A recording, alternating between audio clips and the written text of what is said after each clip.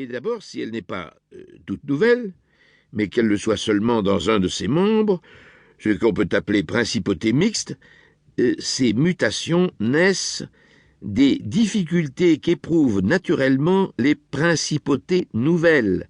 Dans celles-ci, les sujets changent volontiers de maître, croyant gagner au changement. Cette opinion leur fait prendre des armes contre celui qui gouverne. Ils se trompent, cependant, et ils s'aperçoivent bientôt que leur situation n'a fait qu'empirer.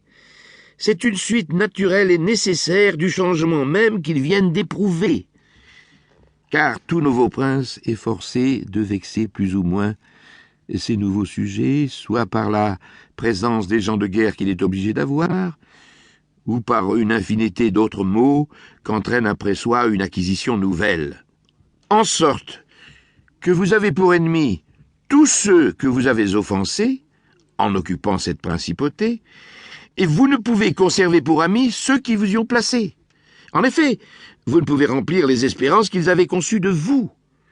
Vous ne pouvez non plus employer vis-à-vis d'eux des moyens rigoureux, étant leur obligé.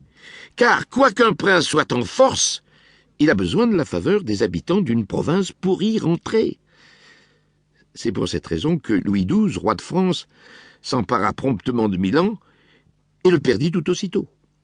Les forces seules de Ludovic suffirent pour l'arracher une nouvelle fois de ses mains.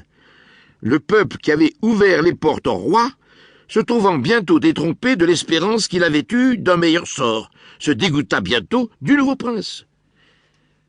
Et il est bien vrai qu'après avoir reconquis un pays rebelle, on ne le perd pas si facilement, car le prince prend occasion de la rébellion pour être moins réservé sur les moyens qui peuvent lui assurer sa conquête.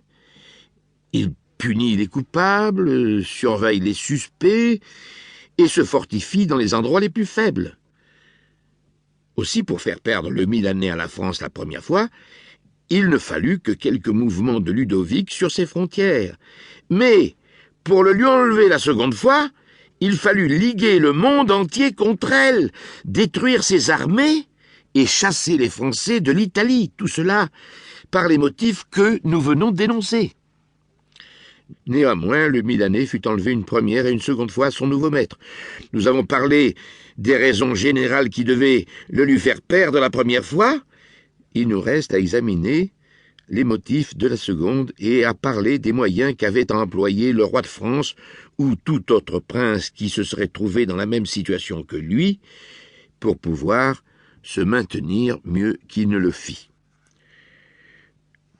Je dis donc que les États conquis pour être réunis à ceux qui appartiennent depuis longtemps aux conquérants sont ou ne sont pas limitrophes de ces derniers et qu'ils ont ou n'ont pas la même langue.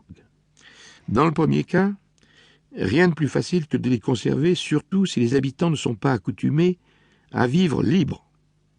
Pour les posséder sûrement, il suffit d'exterminer la lignée des anciens princes, en leur conservant dans tout le reste leurs anciennes coutumes et leurs mœurs, pourvu qu'il n'y ait pas antipathie nationale. Ceux-ci vivent tranquillement sous leur nouveau prince. C'est ainsi que nous avons vu la Bourgogne, la Bretagne, la Gascogne et la Normandie depuis si longtemps unies à la France.